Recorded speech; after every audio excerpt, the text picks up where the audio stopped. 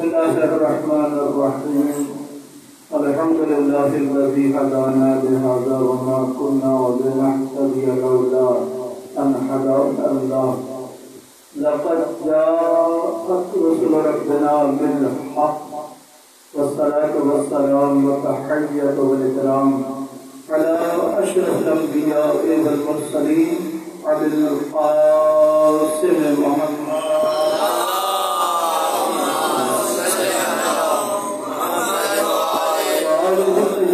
الطاهرين المعصومين المنتجبين المظلومين الذين أزهر الله عنهم الرجس وطهرهم تطهيرا.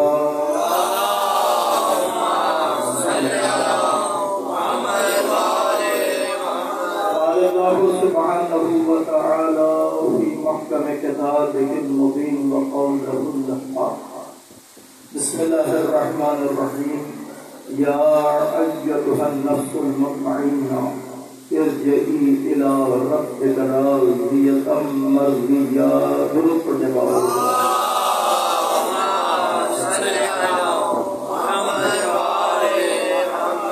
نام سے اللہ کے جو بہت مہربان اور بخشش رحم کرنے والا ہے. اس سورہ مبارکہ فجر کی بڑی مشہور و معروف آیت مبارکہ جس کے میں نے ایک حصے کی تلاوت کا شرف حاصل. اس آیت مبارکہ خالق رجوع فرماتا ہے اے نفس مطمئنہ تو اپنے رب کی بارگاہ میں پلٹا اس حال میں کہ تو بھی راضی ہو تیرا رب بھی. سبحان اللہ سبحان اللہ. قائل کہتے ہیں کہ یہ عزاداری سید الشہداء اور یہ ذکر حسین ابن علی اس کے لیے فرش ادا کا بچھانا یہ انتہائی عظیم عمل ہے کہ اس ہستی کا ذکر اور اس ہستی کی یاد منانے کے لیے فرش ادا بچھانا ایک بہت بڑی سعادت ہے. اور یہ سعادت ایسی ہے کہ ہم میں سے ہر ایک یہ کوشش کرتا ہے کہ کسی نہ کسی طرح کوئی نہ کوئی خدمت عزاداری سید الشہداء کے لیے ہم انجام. سبحان اللہ. اب سوال یہ ہے 1400 سال کا عرصہ گزر گیا. یہ کون سی طاقت ہے جو ہم سے اس عمل کو کروا رہا ہے؟ یا عالم ارواح میں ہم سے وعدہ لے لیا گیا سبحان اللہ سبحان کہ اللہ. دنیا میں ذکر سید الشہداء ہم منائیں گے، فرش ادا بچھائیں گے، عزاداری سید الشہداء کو ہم برپا کریں گے. سوال یہ ہے کہ دنیا میں کتنے واقعات ہوئے؟ ان واقعات جو لوگوں نے 2 مرتبہ سنا یا 3 مرتبہ سنا یا 4 مرتبہ سنا اور لوگ سن کر اس واقعے کو بھول گئے. لیکن دنیا میں تنہا فقط و فقط کربلا کا واقعہ ہے. کس کس زبان میں کن کن حالات کون کیسے کیسے ذکر سید الشہداء عزاداری سید الشہداء فرش ادا بچھاتا ہے اور اپنی اس خدمت کو پیش کرتا ہے. سبحان اللہ. کوئی معمولی فرش نہیں ہے. ایک مرتبہ صلوات کا قول اللہم صلی علی محمد.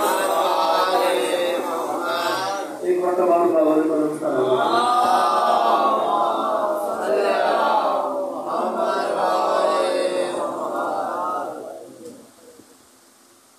دنیا میں آج کہاں کہاں عزاداری سید الشہداء ہوتا. سوال یہ ہے کہ یہ عزاداری کا برپا کرنا ہماری عادت ہے یا ہماری فطرت ہے؟ سبحان اللہ. یہ ہے سوال. یہ عادت ہے یا ہماری فطرت؟ انسان کی عادتیں بدلتی ہیں، انسان کا ماحول بدلتا ہے، انسان کے حالات بدلتے ہیں، لیکن انسان کی فطرت نہیں بدلتی۔ ایک صاحب یہاں اس شہر کے رہنے والے ہیں، ان کے حالات ہیں، ان کی عادتیں ہیں، ان کا ماحول ہے اور ان کی فطرت ہے، چار چیزیں ہیں، حالات ہے، ماحول ہے، عادتیں ہیں اور فطرت ہے۔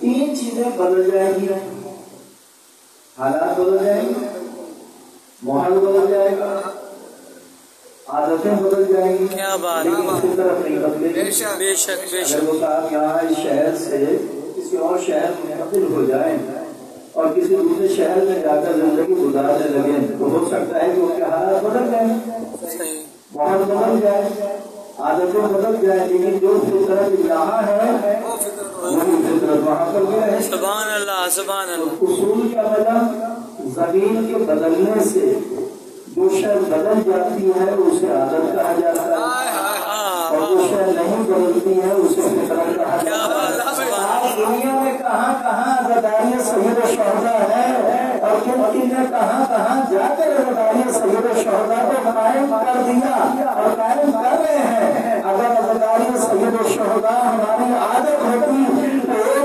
مقامات تک محدود ہوتا ہے۔ آج ساری دنیا میں عزاداری کا قائم ہونا اس بات کی دلیل ہے، عزاداری عادت کی بنا پر نہیں ہے، فطرت کی بنا پر۔ سبحان اللہ سبحان اللہ سبحان اللہ۔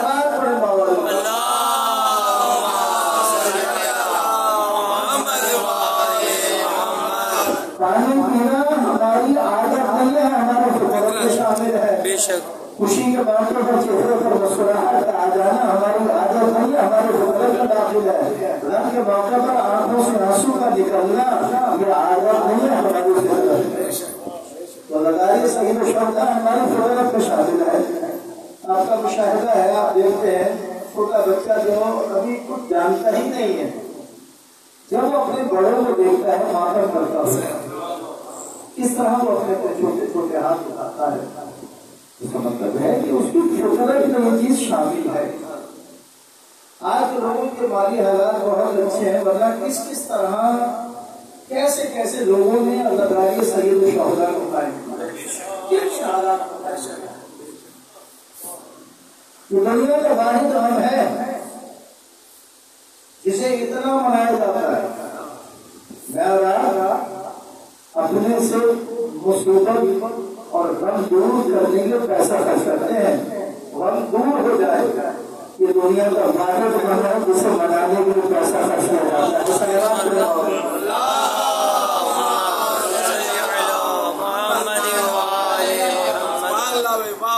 دنیا کا واحد غم ہے جسے منانے کے لیے پیسہ خرچ کیا جاتا ہے۔ میں آپ کو ایک واقعہ، دو واقعہ، تین واقعہ اگر سناؤں دنیا کے تو آپ سن کر کہیں گے میرا بس ہم اس سے آگے نہیں سن سکتے۔ کربلا کا واقعہ دنیا کا واحد واقعہ ہے جو ہر سال، کیا بات ہے، سبحان اللہ، وہی واقعہ ہے جو سب کو معلوم ہے، لیکن پھر صاحبان منبر اسے ہی بیان کریں اور اس طرح بیان ہوتا ہے۔ جو سننے والے ہیں وہ اس طرح سنتے ہیں کہ ایسا محسوس ہوتا ہے کہ کربلا کا واقعہ ابھی ہے۔ کتنا پرانا غم ہے، 1400 سال کا عرصہ ہوگا۔ یہ فرش عزا جو ہم نے بچھایا ہے یہ ہماری پہچان ہے۔ نوحہ، یہ مرثیہ، یہ مجلس، یہ ماتم، یہ ذکر، یہ سب ہماری پہچان ہے۔ آج دنیا میں کتنی قومیں زندگی بسر کر رہی ہیں، کیا کسی قوم کے پاس اتنی بڑی پہچان ہے؟ کیا بات ہے، جتنی بڑی پہچان ہمارے پاس ہے۔ بے شک۔ اور یہ 2 مہینے 8 دن مدرسہ فکر حسینی قائم کیا جاتا ہے، 2 مہینے 8 دن۔ صاحبان منبر، علماء کرام، حاضرین کس طرح کس انداز سے دین کی تعلیمات معصومین کے سیرت، معصومین کے فضائل، مولائے کائنات کے فضائل کس کس انداز سے بیان کرتے ہیں. یہ سننے والا اچھا یہ جو آپ کہتے ہیں سبحان اللہ، یہ سبحان اللہ اور فضائل تو ہے، لیکن یہ سبحان اللہ لے کر آپ یہ بھی ہے کہ جناب جو بیان کر رہے ہیں ان کا ذہن وہاں تک پہنچ گیا، ہمارا ذہن وہاں تک پہنچتا ہے. تو یہ ہے کہ بھائی وہ ذکر ہے ہی سبحان اللہ، مولا کائنات کے فضائل، شیر خدا، اللہ کے ولی، وجود خدا، ہر میدان کے فاتح، فضائل شب ہجرت، رسول اللہ کی مرضی کو حاصل کر لے، مباہلے کے میدان میں جائیں تو نفس رسول بن کر جائیں، خیبر کے میدان میں جائیں تو جاؤ گے اللہ دعویٰ کا بدن رجوع کردار ہمارے سماج کے رسول پر ہو، انداز میں جا رہے ہو، امر کے مرتبہ کے مقابلے کے لیے کہیں غلط المان کو کبھی آج کل ایمان کے مقابلے پر جا رہا ہے. شب ہجرت رسول کے نسبت رسولین کو پروردگار کا قصیدہ پڑھے غیر اللہ سے منشن نسبت اللہ اللہ اللہ اللہ صلوات اللہ.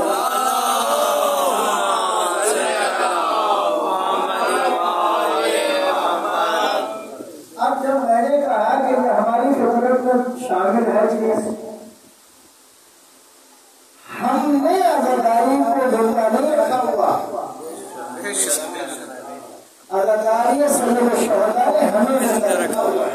حقیقت ہے، عزاداری ہماری محتاج نہیں ہے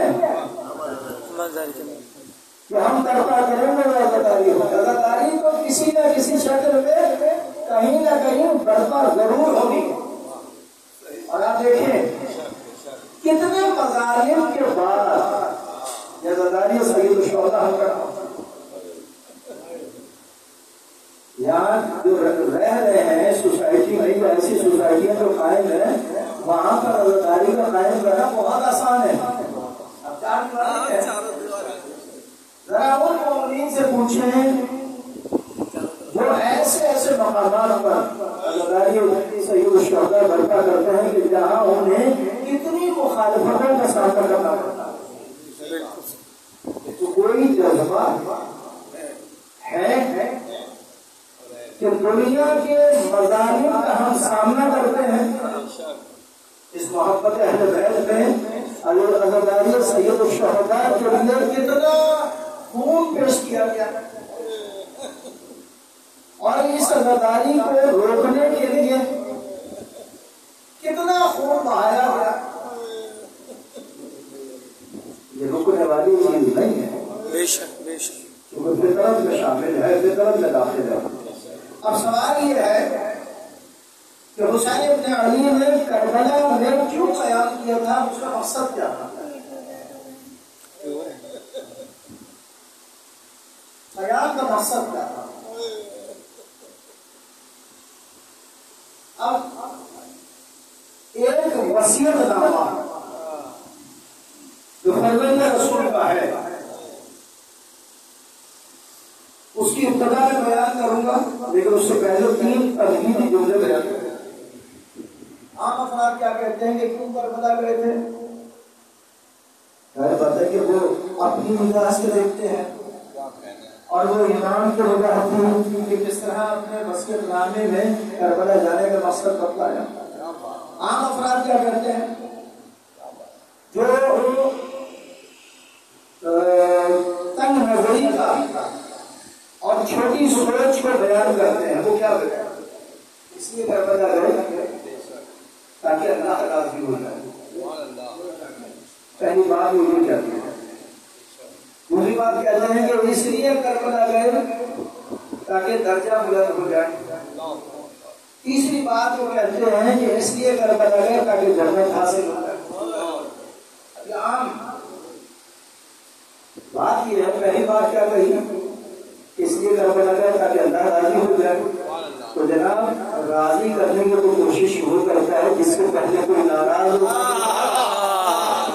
کیا بات، راضی کرنے کی کوشش وہ کرتا ہے جس سے پہلے کوئی ناراض ہو. حسین ابن علی سے پروردگار اتنا راضی ہے کہ وہ فرماتا ہے یا ایھا النفس المطمئنہ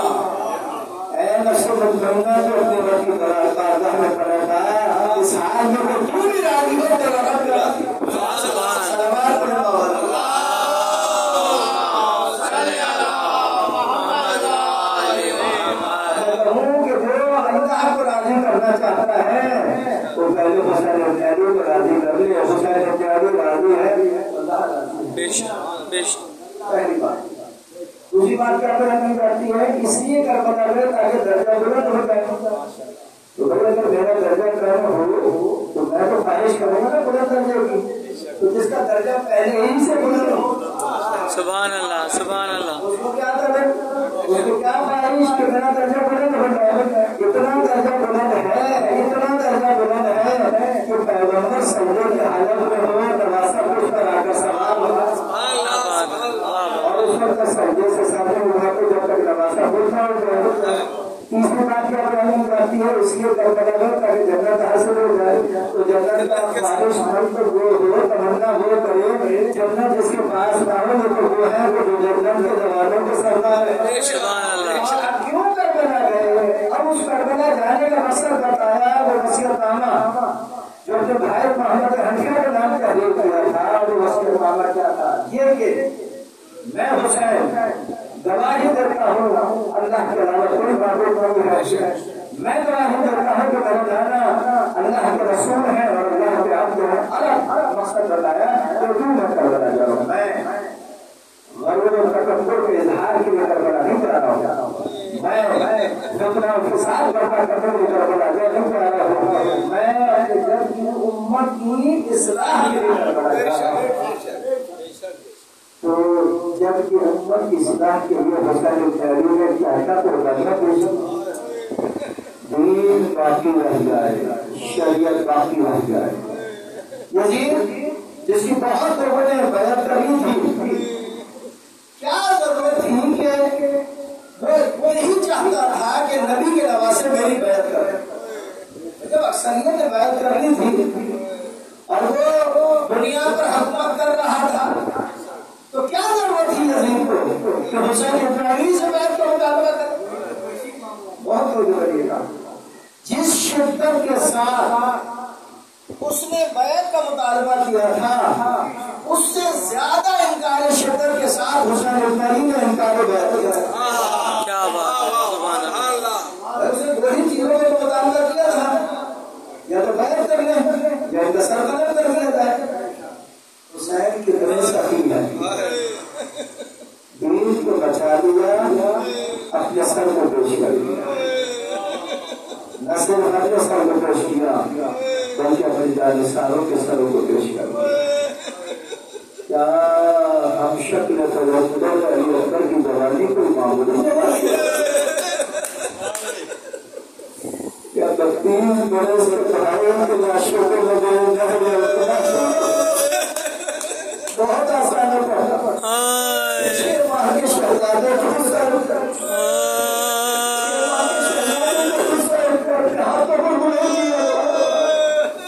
آپ ذرا اس مندر کو دل پر ہاتھ رکھ کر محسوس لوگ سارے ششماہے کا لہو اور ہاتھوں میں ششماہے کا